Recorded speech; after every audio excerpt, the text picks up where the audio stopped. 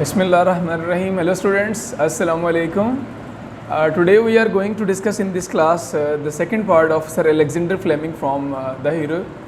आज हम second chapter discuss करेंगे। पार्ट 1 हमने लास्ट टाइम डिस्कस कर लिया था और आज पार्ट 2 इंशाल्लाह डिस्कस करेंगे और उसके साथ साथ हम लोग इडियोमेटिक फ्रेजेस डिस्कस करेंगे फ्रॉम 241 टू 250। यानी कि दो टॉपिक्स आज टोटल डिस्कस किए जाएंगे, एक हमारी रीडिंग और सेकंड टॉपिक हमारा idiomatic phrases. So move on to the second part of Alexander Fleming from textbook page 59. So let's start from line number 1 from 59 page.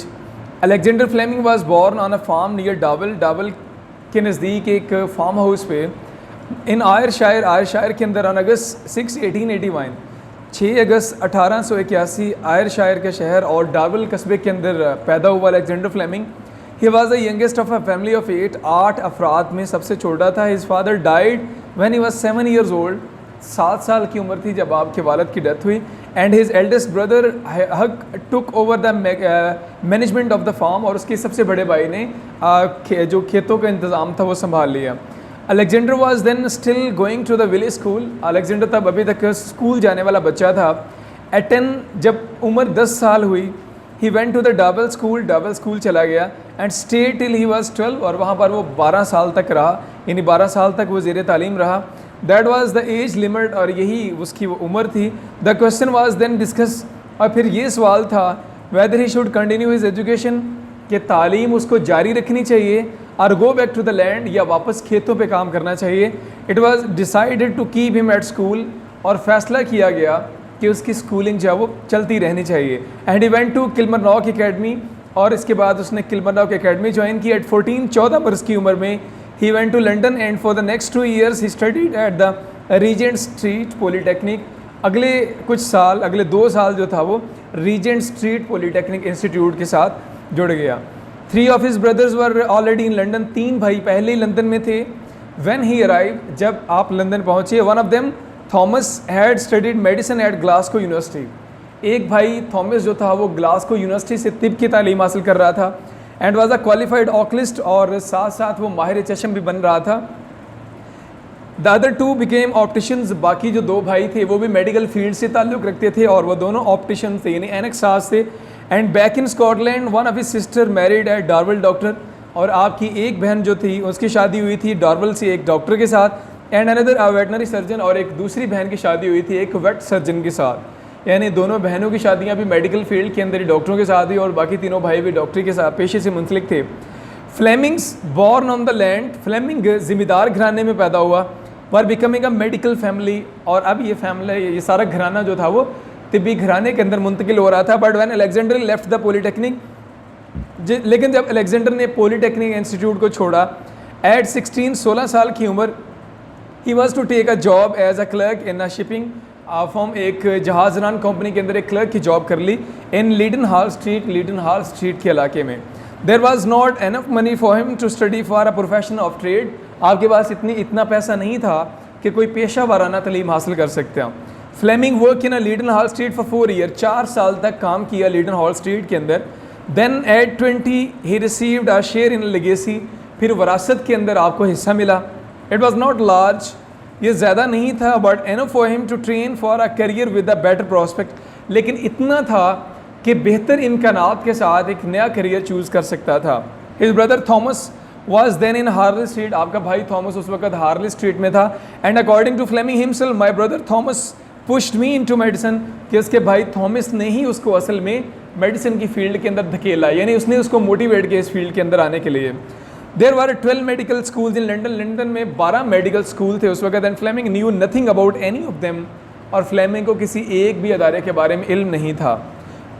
He chose ST Mary's for no better reason, उसने ST Mary अदारे को चुना और उसकी कोई ख़ास वजह नहीं थी। Than that he had played water polo against the hospital team, कि एक दफ़ा वो इस हॉस्पिटल की टीम के साथ वाटर पोलो मैच खेल चुका था, यानी इसको वो जानता था सिर्फ ब्राय नाम की एक मैच खेल चुका था इस अदारे के साथ। फॉर 8 years, 8 साल तक Fleming work in a Wright's laboratory, Fleming ने काम किया राइट की लेबॉर्ट्री के अंदर, प्रोफेसर अलमुरात राइट की लेबॉर्ट्री में। For 8 years he sought to find a means, इन 8 सालों में कोशिश की गई ऐसा ज़रिया ढूंढा जाए टू एड द ल्यूकोसाइट्स, कि जो ल्यूकोसाइट को एड दे यानी मदद दे, यानी जिस्म के जो वाइट ब्लड सेल हैं उनको एम्पावर करे in their fight against invading bacteria, ताकि वो हमला आवर बैक्टीरिया के खिलाफ अच्छे से लड़ सकें। In 1914 he join the RAMC, उन्होंने आर्मी मेडिकल कोर को ज्वाइन किया and came face to face with one of the main medical problem, और एक सबसे बड़े तिब्बी मसले का सामना किया of the first world war, पहली जंगी अजीम के दौरान, the treatment of infected wounds. और मसला था कि इन्फेक्टेड वाउंड जो जरासीम ज़दा ज़ख्म थे उनका इलाज कैसे करना है। बाई 1914 तक लिस्टर्स एंटीसेप्टिक मेथड, लिस्टर का जरासीम कुश जो तरीक़ेकार था ऑफ सर्जरी का, had been largely replaced by what was called the aseptic method. उसकी जगह ले ली थी एक नई तरीक़ेकार ने जिसका नाम था असेप्टिक मेथड, यानी पहले जरासीमों को मार के इलाज किया जाता था, अब यह कि जरासीमों से पाक करके इलाज किया जाता था, यानी जरासीमों से बचाया जाता था। Instead of chemicals heat was used, chemical की बजाय हरारत का इस्तेमाल किया गया टू स्टेरिलाइज इंस्ट्रूमेंट, आलात को पाक करने के लिए, क्लॉथिंग कपड़ों को and other operating theatre equipment, और ऑपरेशन रूम के अंदर जो बाकी आलात थे, यानी पहले केमिकल लगा के साफ़ किया जाता था, अब हीट दे के तमाम चीज़ों को पाक किया गया। पर्पज़ यानी जो केमिकल के ज़रिए साफ़ किया गया था वो मेथड था एंटीसेप्टिक मेथड, और हीट के ज़रिए जो इसको क्लीन किया जा रहा था ये था aseptic method. Purpose was the same, to prevent germs from getting into the wound. मकसद एक ही था दोनों का कि जरासीमों को जिस्म में दाखिल होने से रोकना था। इन पीस टाइम और अमन के वक़्त में this was etiquette for most surgical cases, आम जो केसेस थे सर्जरी के, जो जराही के केसेस थे, उनमें यह बात बिल्कुल ठीक थी कि हीट के ज़रिए भी जरासीमों से पाक किया जा सकता था। But in treatment of war wound, लेकिन जो जंग के ज़ख्मी लोग होते थे, प्रिवेंशन वाज नॉट एनफ, उनके लिए ये तरीका इलाज मुनासिब नहीं था। इन nearly every case the wound was infected, तकरीबन हर मामले में जिस भी ज़ख्म का इलाज किया जाता, before treatment could be begun, जिसका भी इलाज शुरू किया जाता, the surgeon problem was the same as that of a physician treating disease. Surgeon के वही मसाइल थे जो एक आम डॉक्टर के थे इलाज करने के सिलसिले में। He had to try to kill the germ, जरासीमों को मारना मकसद था, विदाउट डैमेजिंग द ल्यूकोसाइड, कि ल्यूकोसाइड को भी नुकसान ना पहुंचे। यानी एक ही तरीक़ेकार था कि आम सर्जन को भी वही प्रॉब्लम था जो डॉक्टरों को प्रॉब्लम था कि जरासीमों को ही तलफ करना था, लेकिन साथ ये भी था कि मेडिसिन या केमिकल जो इस्तेमाल किए जाए वो जिस्म के वाइट ब्लड सेल को डैमेज ना करे। देयर वॉज नो सोल्यूशन, इसका हल नहीं निकल रहा था। And the problem was tremendous, और मसला बहुत ज़्यादा था। For the first time in warfare, और जंग के इब्तदाई दिनों में हाई एक्सप्लोसिव वर एक्सटेंसिवली यूज्ड, वसी पैमाने पर धमाका खेज मवाद इस्तेमाल किया गया। And wounds that were not infected were very Indeed, और कुछ ज़ख्म ऐसे थे जो वाकई नाकाबिल इलाज थे, यानी जिनका इलाज है वो इस आम तरीक़ेकार से मुमकिन नहीं था। सर्जन्स वर अनप्रिपेयर्ड, सर्जन ऐसी सूरत हाल के लिए तैयार नहीं थे।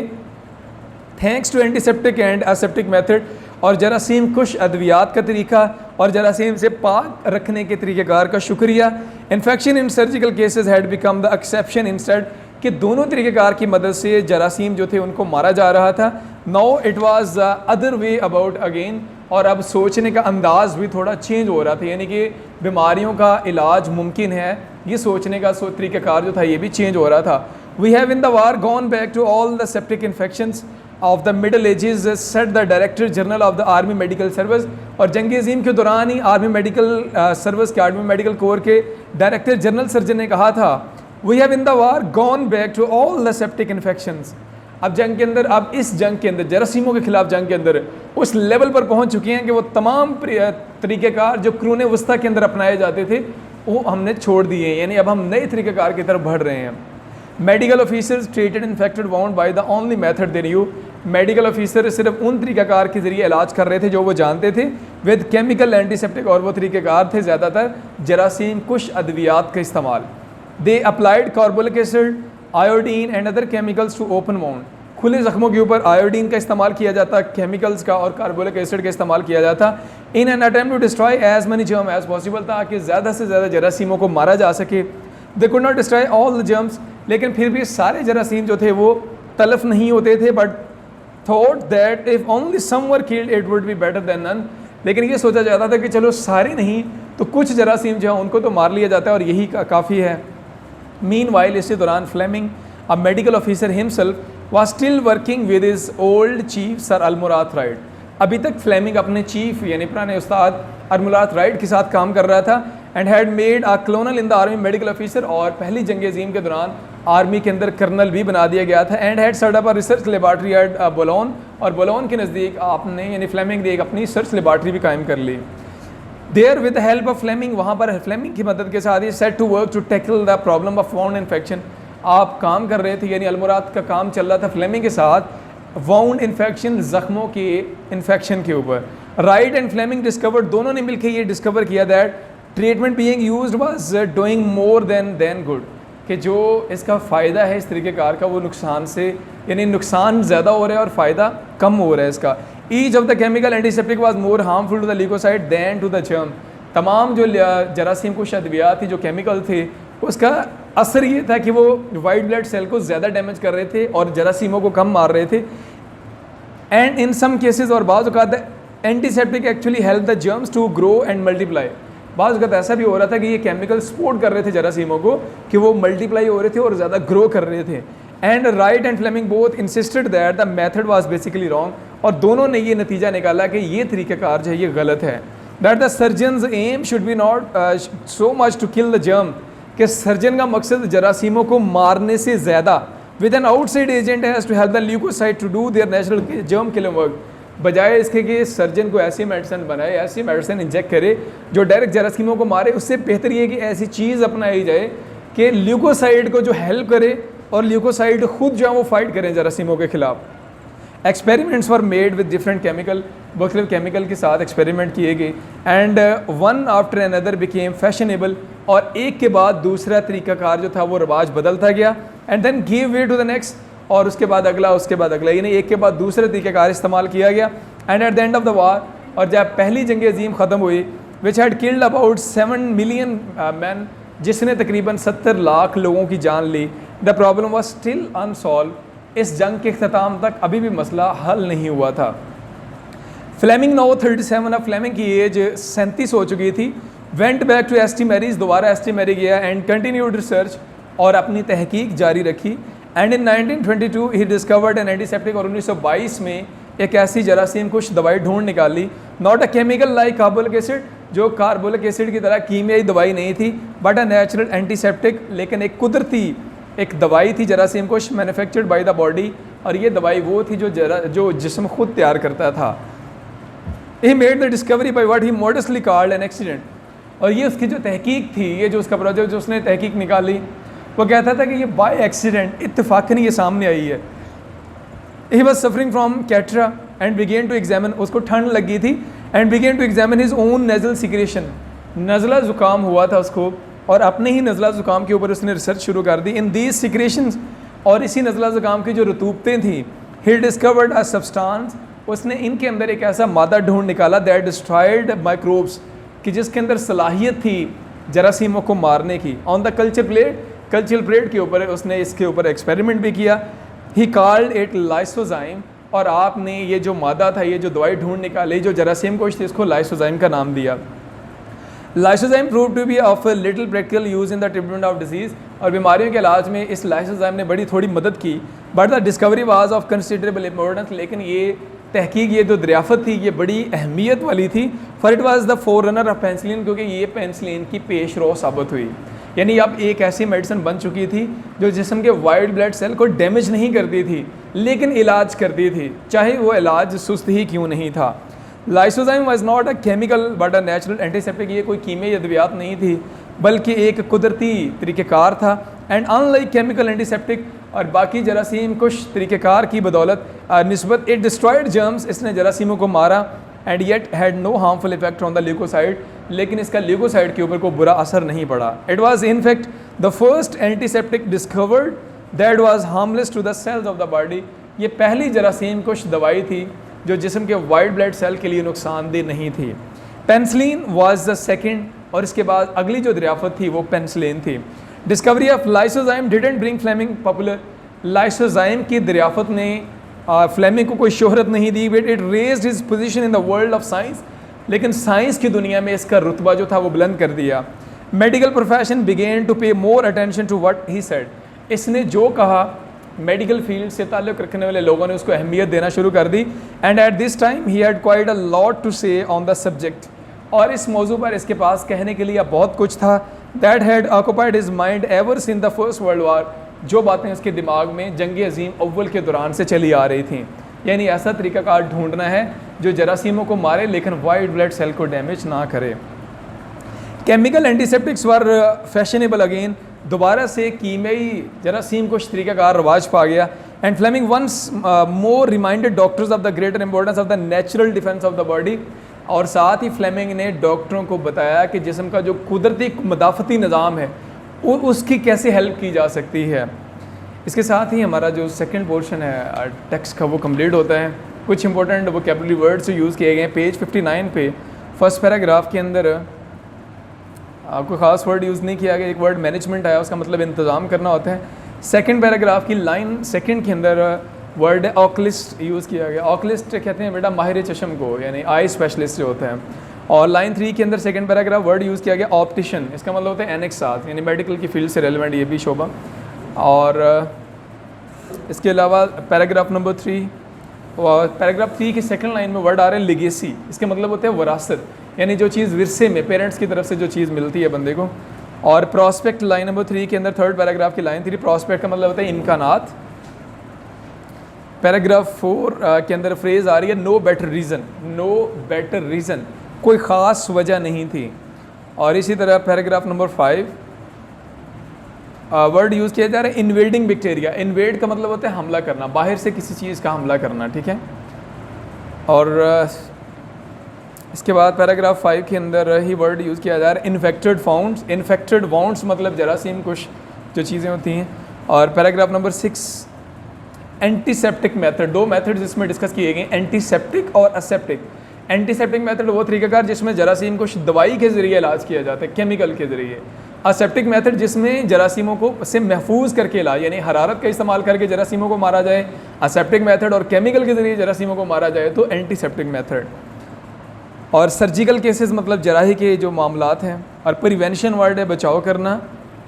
और उसके अलावा पैराग्राफ लास्ट जो है पेज 59 पे उसमें वर्ड आ रहा है फर्स्ट लाइन पे ट्रेमेंडस, इसका मतलब होता है बहुत ज़्यादा, यानी ह्यूज क्वांटिटी के अंदर बहुत बड़ा। और सेकंड लाइन के अंदर वर्ड आ रहा है वारफेयर। वारफेयर मीन जंग से मुतल्लिका, और एक्सप्लोसिव्स कहते हैं धमाका खेज चीज़ों को। एक्सटेंसिवली मीन बड़े पैमाने पर या वसी पैमाने पर। और लाइन 3 लास्ट पैराग्राफ की अनप्रिपेयर्ड, तैयारी का ना होना। और उसके अलावा मूव करते हैं पेज 60 पे, 60 पेज। लाइन फर्स्ट के अंदर वर्ड आ रहा है मिडल एजिस, कहते हैं क्रून वस्ता को। और सेप्टिक मेथड इन्फेक्शन जरासीम ज़्यादा जो ज़ख़म है वो। सेकंड पैराग्राफ के अंदर वर्ड आ रहे हैं वाउंड्स, ज़ख़म, ओपन वाउंड यानी खुले ज़ख़म है। और थर्ड पैराग्राफ के अंदर वर्ड बोलोन यूज़ किया गया। ये एक जगह का नाम, एरिया का नाम था इंग्लैंड के अंदर जहाँ पर उसने अपनी रिसर्च लेबॉर्ट्री कायम की थी। और पैराग्राफ नंबर 3 के अंदर है आउटसाइड एजेंट, लास्ट लाइन के अंदर वर्ड लिखा हुआ है, यानी खारजी जो अज्जा है या खारजी जरासीम, यानी बाहर से जो जरासीम हमला करते हैं। उसके बाद 5 के अंदर कोई नहीं है वर्ड, पैराग्राफ 6 के अंदर नहीं है, 7, 8 और लास्ट पैराग्राफ के अंदर वर्ड्स हैं। एक वर्ड ऑक्यूपाइड, ऑक्यूपाइड का मतलब होता है छाया होना, यानी कंट्रोल हासिल करना। और डिफेंस का मतलब होता है हिफाजत करना। इसके साथ ही हमारे इंपॉर्टेंट वोकैबुलरी वर्ड्स भी कंप्लीट होते हैं। पेज आज सेकंड पार्ट हमने कंप्लीट किया और मूव करते हैं आज के सेकंड टॉपिक की तरफ, जो कि है हमारे idiomatic phrases from 241 to 250. So let's move on to the grammar from 241 to 250 pair of words, idiomatic phrases. 241st है fight with one's back to the wall, बेजिगरी से लड़ना। Pakistani troops fought to the back to the wall, Pakistani जो दस्ते थे वो बहादुरी से लड़े। फाइंड फॉल्ट विद नुक्ताचीनी करना, don't find fault with anything, किसी भी चीज़ पर नुक्ताचीनी मत करें। फिंगर इन द पाई, हर मामले में दखल देना। He has finger in the pi of the club, उसने क्लब के हर मामले में दखल दिया। फर्स्ट एंड फॉरमोस्ट, बहुत ज़रूरी, it is your first and foremost duty to respect your teacher, और साथी की इज़्ज़त करना अव्वलीन फ़र्ज़ है। फर्स्ट इन ट्रबल वाटर, दूसरों की मुश्किलात से फ़ायदा उठाना। To fish in the trouble water is order of the day, आजकल ये रिवाज आम है कि दूसरों की मुश्किलात से फ़ायदा उठाया जाता है। फ्लैश एंड ब्लड, रिश्तेदार, I must help them as they are my own flesh and blood, मुझे उनकी मदद करनी चाहिए क्योंकि वो मेरे रिश्तेदार हैं। फ्लॉग अ हॉर्स, बेनतीजा काम करना, it is only a flog a horse to ask her again to marry you, दोबारा उसको शादी का प्रपोजल देने की बेनतीजा काम है। And fly in the ointment, रंग में भंग डालना, your interference in this matter was fly in the ointment, इस मामले में तुम्हारी मदाखलत रंग में भंग डालने वाली शय, यानी इसका नुकसान कोई नहीं, फ़ायदा कोई नहीं, हमें बिला वजह। और फॉलो सूट, तकलीद करना, his father is a businessman, उसका बाप एक बिजनेसमैन है, his son will follow suit, तो बेटा यकीनी उसकी तकलीद करेगा, यानी वो भी इसी बिज़नेस के अंदर जाएगा। फूल्स पैराडाइज, आज का लास्ट इडियोमेटिक फ्रेज, अहमकों की हैसियत, people who think that our economic situation will improve suddenly, जो लोग यकीन करते हैं कि हमारी मईशत बहुत जल्द ठीक होने वाली है, are living in fool's paradise, वो अहमकों की जन्नत में रह रहे हैं। इसके साथ ही हमारे सिलेबस में शामिल 241 से 250 इडियोमेटिक फ्रेजेस भी कंप्लीट होते हैं। अब मिलते हैं इंशाल्लाह नेक्स्ट लेक्चर में। और अगर